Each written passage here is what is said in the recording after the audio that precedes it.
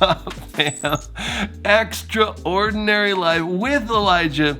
And today, Michael is my extra, Zachary is my extra, Jessica is my extra, Jessica is my extra, all of my C3 family is my extra, God is my extra, all kinds of extras, and I am the very, very, very ordinary. Friends, I don't even know how to speak my heart and love and appreciation to all of you, other than I'm so grateful that you're in my life and that God reveals himself in such profound and wonderful ways through you. Fam, this last week, experiences in God that just melt my mind. It's beyond the complexity of anything that I can think or imagine or work through. All I know is I'm a witness. I saw it happen, and it increases my love and awe of God. A couple of weeks ago, my brother Zachary and his wife Jessica were gonna come up and stay with me and my family here in Bozeman.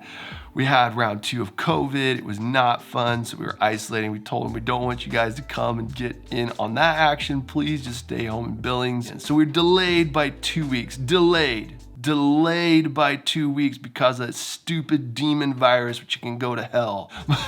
In the fullness of time, that God, who works all things together for the good of those who love him, but called according to his purposes, purpose that my brother and his wife would come and visit us on June 12th.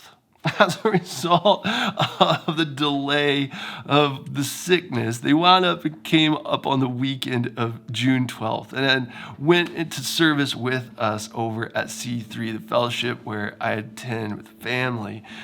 As we went to service, towards the end, Michael came over, one of the senior leaders, and asked me, he said, could you please remind me of what your brother and his wife's name is? I said, absolutely, it's Zach and Jess. And then he went back up to his seat, sat down. Thank you.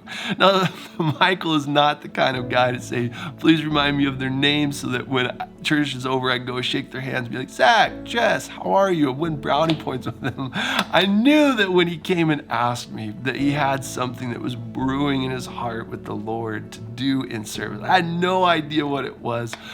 But at the end of the service, he invited my brother and his wife up and invited the whole family of C3 to gather around them, to bless them and to impart gifts to them. Back at the beginning of this year, there had been a time of ministry where my brother and Michael had ministry together, and Michael was very encouraged and refreshed, and my brother was refreshed in ministering to him. And this Sunday, Michael brought my brother and his wife up in order to have the C3 church bless and refresh my brother. Now, it was so beautiful then. I forgot to include Jillian in my extra as well, that Jillian had come over to me and that the Lord had been speaking to her as well. And she came over and said, Elijah, I think that you have ministry for your brother, that he wants to impart joy to him. If you haven't met Jillian, her accent, her person, everything about her is amazing. That was my best impersonation of her that I could do. You just have to meet her to get the full effect. But she came over and said, God has something for your brother. The Spirit was moving on her heart, and that Michael then grabs my brother, pulls him forward. Jillian's like, yes. There were 2 witnesses saying, yes, God wanted to impart this. Beautiful time of ministry. But then as we went home and had lunch together and we sat around and talked, like, what did God do in your life, Zach? What did God do in your life, Jessica? How did he minister to you? How did he show love to you? That we began to unlock the fact that it was 1 year to the day that my family had attended C3. 1 year prior, our first time visiting C3 as a full family together to establish our spiritual home. And that after service, that we went to an open house where we came and visited the house that I'm sitting into, that is now my physical home, that we visited as an open house on the same day. And that 1 year to the day, my brother comes to Bozeman, delayed according to the sickness, but comes into Bozeman on the exact day of the 1-year anniversary, and that on that day, Michael announced that there's an apostolic anointing on C3, which is so in my heart to minister out of an apostolic culture. And that in his announcement that my brother, who is a prophet, was there to listen, to receive, and that was received as a prophet and was ministered to as a gift of refreshing and encouragement and healing in the Lord to the day. All of that. I mentioned Jessica, that on that first day when my family visited C3 for the first time, and it was established as our spiritual home, that Jessica, my friend, was there. And as we were heading out, she was like, oh, stopped me, reached into her pocket and said that as she was heading out of her house that God had spoke to her and said, take along some mustard seeds. So she fisted around in her pocket, pulled out a mustard seed and said, I think I'm supposed to give this to you. Gave it to me. As a result, I put it in my pocket.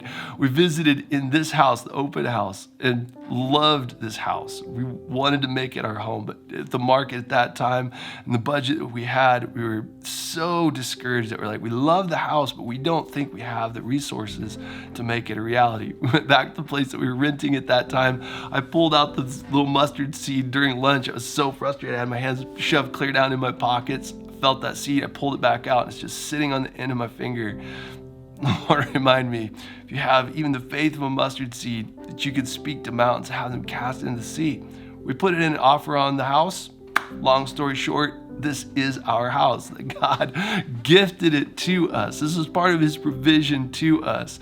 And that as then I shared that testimony with Jessica, that was so healing to her, that her heart just overflowed in love, that she had prayed over her mustard seeds with very deep heart longings that she longs for. She had watered those seeds in this little jar just through prayer as just this reminder of seeds of faith with God. And she had prayed over that and watered that. And as a result, when she imparted that seed to me, boom, I got my heart's desire, but she was still waiting. And out of that testimony then, to the year, to the very day that she had given me that mustard seed, that me in pressing back into ministry, pursuing the church with a heart of love, and that the previous Sunday that I had been baptized, that I went down into the ground, lest the seed die, it cannot bear much fruit, that I died with Christ. I was watered in baptism with Jesus and then popped back out. And 1 week later, my brother just rolls into church that has adopted me as family, and he receives the impartation of the entire church in love and grace and acceptance and ministry to fill him to overflow as a part of being in what God is doing in my life and in the lives of the C3 family. Now, guys, that is a whole lot of testimony. There are so many threads of things that God is doing and has done and did in last week's service. I hope it's clear. I just have to testify. My face is cramping. God is so good. But my encouragement to you is God is a God of timing. That we don't know what tomorrow holds, but we do know who holds the future. That God has new things that he's doing in and through you and for you that you've never seen with him. That he's always growing in intimacy and glory with you.